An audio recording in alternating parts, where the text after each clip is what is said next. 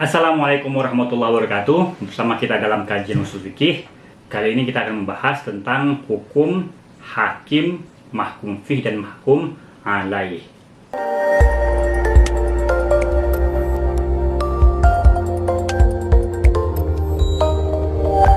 Innal hamdalillah wassalatu wassalamu ala Rasulillah wa ala alihi wa man walah. Amma ba'd. Dalam kajian terdahulu kita sudah pernah membahas bahwa usul fikih itu adalah kajian tentang dalil hukum. Nah, oleh karena itu pembahasan tentang dalil hukum tidak akan terlepas dari hukum itu sendiri. Nah, pertanyaannya apa itu hukum? Hukum adalah khitabullah al-muta'allaku biaf'alil mukallafin bil iqtidai awit takhiri awil wada'i. Hukum adalah seruan Allah Subhanahu wa Ta'ala yang berkaitan dengan perbuatan mukallaf, baik itu bersifat perintah, pilihan, ataupun wada'i. Nanti kita akan jelaskan apa itu wada'i. Jadi hukum itu adalah seruan Allah yang bersifat perintah. Perintah di sini adalah bisa perintah untuk mengerjakan perbuatan atau bisa juga perintah untuk meninggalkan perbuatan. Nah, kalau dia perintah untuk mengerjakan perbuatan, jika dia bersifat kemestian, maka itu maknanya wajib. Dan jika tidak bersifat kemestian, maka itu sunnah atau mandub, namanya istilahnya mandub. Kemudian perintah untuk meninggalkan larangan. Jika dia itu bersifat kemestian, maka itu bermakna haram. Dan jika perintah tersebut tidak keharusan, maka bermakna makruh. Nah, dan adapun memilih antara untuk mengerjakan maupun meninggalkan, maka itu disebut dengan mubah. Nah, jadi kemudian al-wada'i. Nah, ini akan kita jelaskan. Dari definisi hukum tadi, maka hukum itu terbagi kepada dua. Pertama itu adalah hukum taklifi, dan yang kedua adalah hukum wada'i. Apa itu hukum taklifi? Hukum taklifi itu adalah seruan Allah yang berkaitan dengan perbuatan mukallaf, baik bersifat perintah maupun pilihan. Nah, dari situ maka hukum taklifi ini terbagi kepada 5. Wajib, sunnah, haram, makruh, dan mubah. Hukum taklifi ada 5. Dan kelima itu nanti ada juga pembagian-pembagiannya. Pembagian dari wajib, nah, pembagian dari sunnah, pembagian dari haram. Dan itu pembagian itu nanti akan kita jelaskan di pertemuan berikutnya. Wajib adalah sesuatu yang dikerjakan berpahala dan meninggalkannya berdosa. Nah, sedangkan sunnah sesuatu yang dikerjakan berpahala dan tidak mengerjakannya tidak mengapa. Haram adalah sesuatu yang bila melakukannya mendapatkan dosa dan meninggalkannya mendapatkan pahala. Sedangkan makruh sesuatu yang meninggalkannya berpahala dan mengerjakannya tidak berdosa. Adapun mubah, melakukannya tidak berpahala dan meninggalkannya tidak berdosa. Kemudian pembagian hukum yang kedua adalah hukum wada'i. Apa itu hukum wada'i? Hukum wada'i adalah khitabullah al-muta'allaku bija'li syai'i syababan au syaratan au mani'an au sahihan au batilan. Seruan Allah yang berkaitan dengan menjadikan sesuatu sebagai sebab atau sebagai syarat atau sebagai penghalang atau sahih ataupun batilnya sesuatu. Jadi hukum wada' itu adalah hukum yang berkaitan dengan sebab atau syarat atau juga penghalang atau sebagai kesohihan, atau dia pertimbangan hukum. Nah, hukum wadai ini terbagi kepada 5. Sebab adalah sesuatu yang dijadikan syariat sebagai pengenal bagi suatu hukum. Nah, jadi sebab ini dia berfungsi untuk pengenal bagi adanya suatu hukum. Contohnya, tergelincirnya matahari menjadi tanda bahwa kewajiban sholat zuhur. Minum-minuman keras menjadi sebab bagi berlakunya hukuman dera bagi peminum khamar. Yang kedua adalah syarat adalah sesuatu yang mesti ada dan ketiadaannya menyebabkan ketiadaan hukum, dan dia berada di luar materi hukum itu sendiri. Contohnya, syarat dari sholat adalah berwudu. Nah, berwudu merupakan sesuatu di luar dari sholat itu sendiri, dan ketiadaan wudu menyebabkan ketiadaan sholat. Nah, jadi syarat ini adalah sesuatu yang harus mesti kita kerjakan, namun dia berada di luar dari materi yang kita kerjakan itu tadi. Kemudian pembagian hukum wudu yang berikutnya adalah al-mani, penghalang. Al-mani adalah sesuatu yang keberadaannya menyebabkan ketiadaan hukum. Contohnya, haid. Adanya haid menyebabkan ketiadaan sholat. Membunuh menjadi penghalang bagi mendapatkan warisan. Kemudian yang berikutnya adalah as-sohih.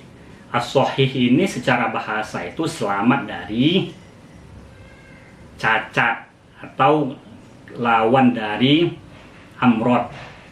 Sohih adalah sesuatu terlaksananya syarat dan rukun. Jadi sholat dikatakan sohih, dikatakan benar apabila telah memenuhi syarat dan rukunnya. Yang berikutnya adalah batil atau fasid. Batil dan fasid ini istilah yang saling berdekatan. Apa itu batil? Batil ini adalah rusak atau gugur. Nah, batil itu adalah sesuatu yang tidak sampai kepada tujuan atau sesuatu yang tidak terlaksananya syarat dan rukun. Sholat dikatakan batil, dikatakan rusak, dikatakan gugur, dikatakan tidak sah kalau syarat atau rukunnya ada yang tidak terpenuhi. Nah, itulah dia 5 dari hukum wadai. Namun ada juga yang memasukkan rukhsah dan azimah kepada hukum wadai. Apa itu azimah? Azimah itu adalah hukum yang sebagaimana diperintahkan Allah semula. Contohnya seperti sholat atau puasa. Bagi hukum puasa itu adalah wajib, hukum sholat itu adalah wajib. Nah, itulah yang disebut dengan azimah, hukum yang sebagaimana diperintahkan atau diserukan. Sementara rukhsah adalah perubahan hukum dari hukum semula kepada hukum yang lebih ringan disebabkan adanya ketentuan syariat tentang keringanan tersebut. Nah, misalnya sholat itu wajib berdiri, tapi itu bisa mendapatkan keringanan dengan cara duduk. Atau juga puasa, boleh berbuka puasa bagi musafir, ini keringanan. Atau bolehnya memakan hewan-hewan yang haram kalau memang dia terpaksa, jika tidak makan maka akan menyebabkan kerusakan pada dirinya. Nah, itu adalah hukum-hukum rukhsah. Itu namanya rukhsah, keringanan di dalam syariat. Nah, itulah dia pembagian hukum. Hukum taklifi ada 5, hukum wad'i juga ada 5. Namun sebagian ulama juga memasukkan azimah dan rukhsah kepada hukum wadai. Kemudian pembahasan selanjutnya tentang al-hakim. Al-hakim, siapa yang dimaksud dengan al-hakim atau pembuat hukum? Maka seluruh ulama menyatakan bahwa yang dimaksud dengan al-hakim adalah Allah Subhanahu wa Ta'ala. Dialah pembuat hukum, dialah perancang hukum, dari dialah bersumber hukum itu. Adapun dalam sunnah itu juga kembalinya kepada Allah juga, karena tidaklah Nabi Muhammad itu berkata kecuali bahwa apa yang dikatakan Nabi Muhammad itu merupakan wahyu juga dari Allah Subhanahu wa Ta'ala. Jadi semuanya akan berpulang kepada Allah Subhanahu wa Ta'ala. Maka seluruh ulama sepakat bahwa yang dimaksud dengan al-hakim adalah Allah Subhanahu wa Ta'ala. Dialah pembuat undang-undang. Pembahasan selanjutnya adalah tentang mahkum fih. Mahkum fih itu adalah objek hukum atau tindakan mukallaf.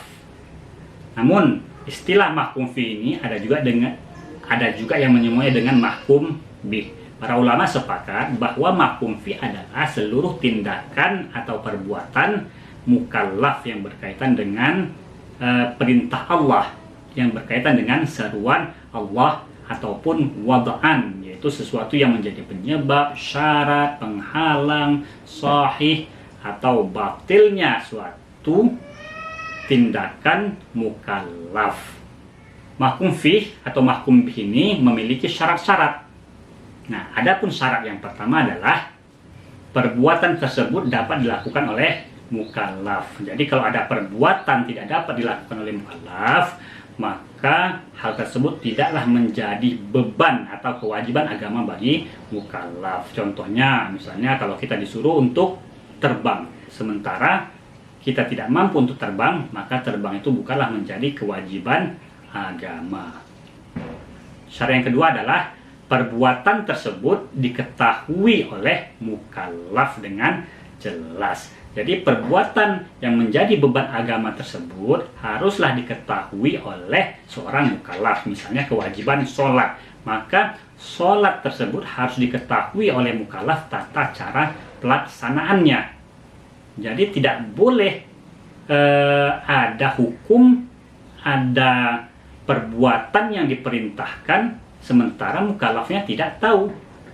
Nah, akan tetapi mengetahui di sini adalah seorang mukallaf tersebut dimungkinkan untuk mengetahui. Jadi jangan ada pula ada alasan, misalnya kenapa tidak sholat, kemudian jawabannya karena tidak tahu, maka alasan-alasan tersebut tidak dapat diterima, kecualilah kalau memang dia tinggal dalam istilah fikihnya itu di darul harb atau di negeri yang tidak ada kaum muslimin, atau di negeri yang tidak ada informasi sedikit pun, atau di tempat-tempat misalnya di hutan terpencil tinggal sendiri, barulah bisa ada alasan seperti itu.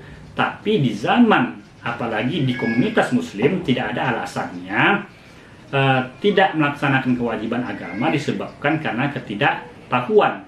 Karena pada dasarnya dimungkinkan bagi mukallaf tersebut untuk mengetahuinya dengan baik dengan mempelajari sendiri maupun dengan mendengarkan orang lain. Kemudian syarat yang ketiga adalah perbuatan tersebut diketahui mukallaf datangnya dari Allah. Nah, ini berkaitan dengan ketaatan. Contohnya, seseorang tidak minum khamar karena memang dia tidak suka, maka hal itu berbeda dengan orang yang tidak minum khamar karena memang hal tersebut merupakan larangan dari Allah. Nah, jadi di sana ada mengandung hal ketakwaan, hal ketaatan. Kemudian pembahasan yang berikutnya adalah mahkum alaih atau subjek hukum, atau orang yang dikenakan pelaksanaan hukum. Nah, apa-apa saja syaratnya itu? Syarat mahkum alaih yang pertama adalah seseorang mampu memahami tuntutan syariat. Seorang mukallaf baru dikenakan kewajiban agama jika dia mampu memahami tuntutan syariat. Mampu di sini adalah berarti dia berakal. Dengan demikian, tidaklah ada kewajiban bagi orang gila, bagi anak-anak yang sebelum sempurna akalnya, maka tidaklah ada kewajiban bagi anak-anak ataupun orang gila. Kenapa? Karena syariat diperuntukkan oleh orang yang berakal.